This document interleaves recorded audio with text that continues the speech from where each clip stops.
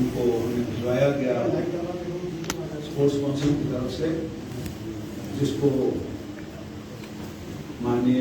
LG साहब ने approve किया। तो एक स्टैट्यूटरी आर्डर कल निकाला गया, जिसको हम स्टैट्यूटरी आर्डर नंबर 12 कहते हैं। ये स्टैट्यूटरी आर्डर, इसकी कापीज भी आपको मिल जाएंगी या अभी तक आपके पास पहुंच भी चुकी होंगी। इसमें स्पोर्ट्स पर्सन को हम इसको एक वेलफेयर स्कीम की तरह नहीं हम देखेंगे, क्योंकि ये वेलफेयर नहीं है। एक स्पोर्ट्स पर्सन ने कड़ी मेहनत की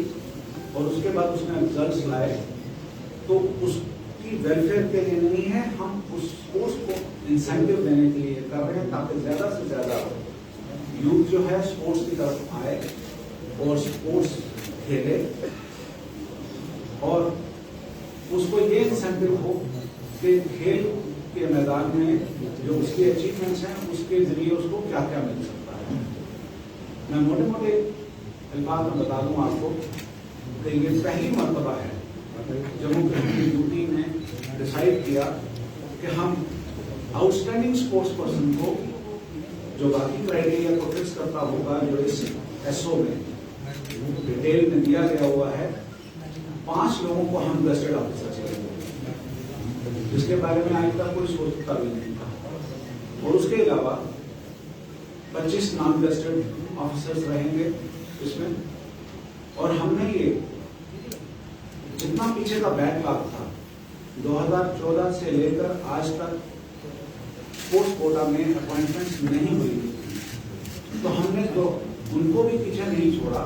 2014 से जो क्वालिफाई करते हैं उनसे लेकर आज तक 2021 का ये पूरे का पूरा बैकलॉग खत्म किया जाएगा इस पॉलिसी के जरिए, और 2022 के बाद बैकलॉग के बगैर आगे चलेंगे। इन अपॉइंटमेंट्स के अलावा आउटस्टैंडिंग स्पोर्ट्स पर्सन के लिए आउट ऑफ टर्न प्रमोशंस भी इसमें रखी गई है। उनके लिए ये जो है इंक्रीमेंट्स, एक्स्ट्रा स्पेशल इंक्रीमेंट्स रखी गई हैं, और आउट ऑफ टर्न प्रमोशन ना सिर्फ नॉन गजेटेड में दी गई है बल्कि गजेटेड में भी की गई है। और आप जिस वक्त इसको देखेंगे तो आपको पता चलेगा कोई भी एंगल नहीं छोड़ा गया है। और हमारे जो रिकॉग्नाइज्ड गेम्स हैं वर्ल्ड ओवर, जो भारत सरकार ने भी अपनी सारी ने भी लिस्ट निकाली हुई होती है, वो तमाम की तमाम गेम्स इसमें ऐड की गई हैं, और 44 डिसिप्लिन्स को ऐड किया गया। और उसके अलावा भी जैसे जैसे आगे ये डायनेमिक प्रोसेस होता है, जो जो आगे भी आते जाएंगी, जो जो इंटरनेशनल लेवल पे और नेशनल लेवल पे या गवर्नमेंट ऑफ इंडिया के स्पोर्ट्स मिनिस्ट्री से जो रिकॉग्नाइज होती जाएंगी, उनको भी ऐड किया जाएगा। ये मैंने मोटा मोटा आपको बता दिया। और मैं इस पॉलिसी के लिए सबसे ज्यादा मैं थैंकफुल हूँ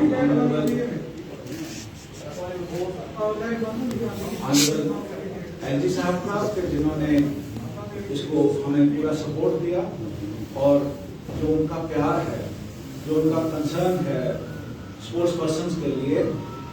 उसी की वजह से आज ये दिन आया है कि हम एक बहुत कंप्लीट एसओ लेके आए हैं, ताकि जेएनके के स्पोर्ट्स पर्सन जो हैं, जो 2014 से इंतजार कर रहे थे और दरवाजे दरवाजे पर घूम रहे थे, वो उनका इंतजार खत्म हो। और इस एसओ में जो एक खास बात है कि आइंदा से किसी स्पोर्ट्स पर्सन को किसी भी गलत किसी भी ऑफिस में जाकर दर की ठोकरें नहीं खानी पड़ेंगी अपना हक लेने के लिए। हमारी जल्द ही, क्योंकि जो इस एसओ का एक दूसरा मेन जो फैक्टर है इसमें, वो ये है कि ये हर साल हुआ करेगा। इसमें जो स्पोर्ट्स पर्सन को जो सिलेक्ट करना है, उसके लिए एक हाई लेवल कमेटी बनाई गई हुई है इसमें, जिसको चीफ सेक्रेटरी साहब हेड करेंगे, और उसमें होम सेक्रेटरी होंगे, उसमें यूथ सर्विस स्पोर्ट्स के सेक्रेटरी होंगे, उसमें जनरल एडमिनिस्ट्रेशन डिपार्टमेंट के सेक्रेटरी होंगे, स्पोर्ट्स काउंसिल होंगी, और ये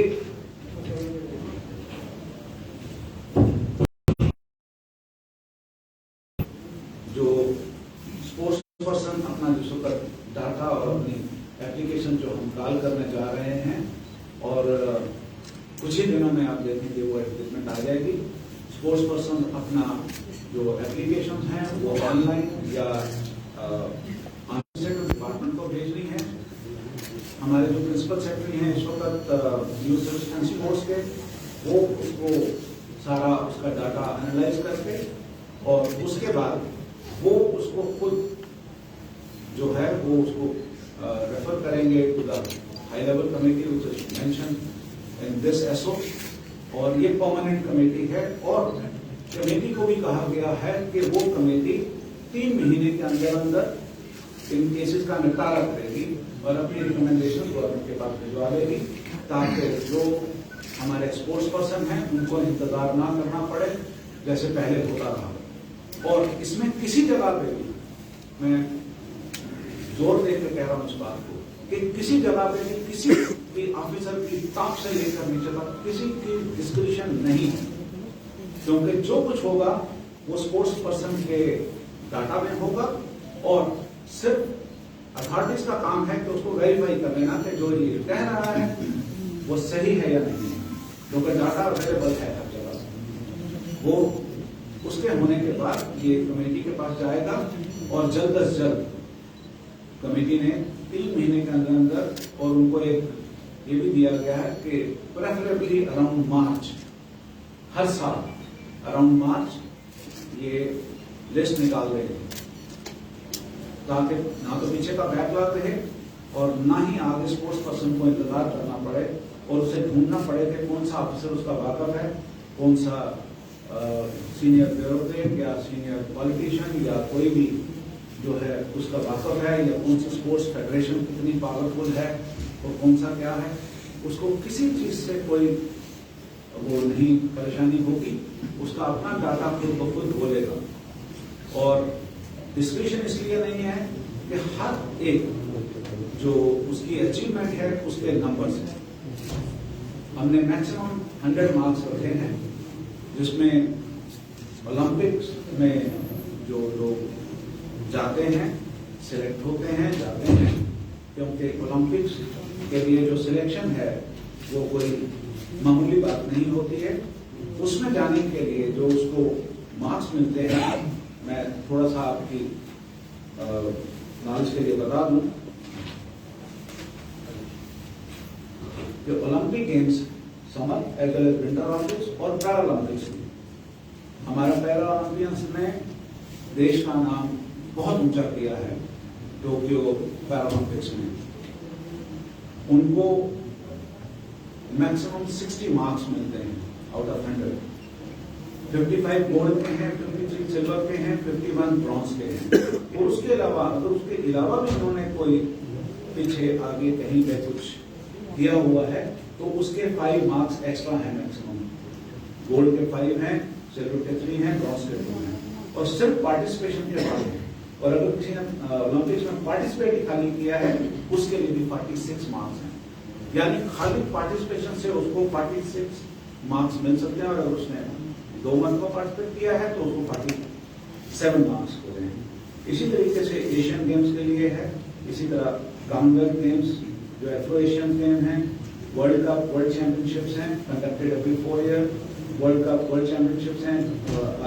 वर्ल्ड यूनिवर्स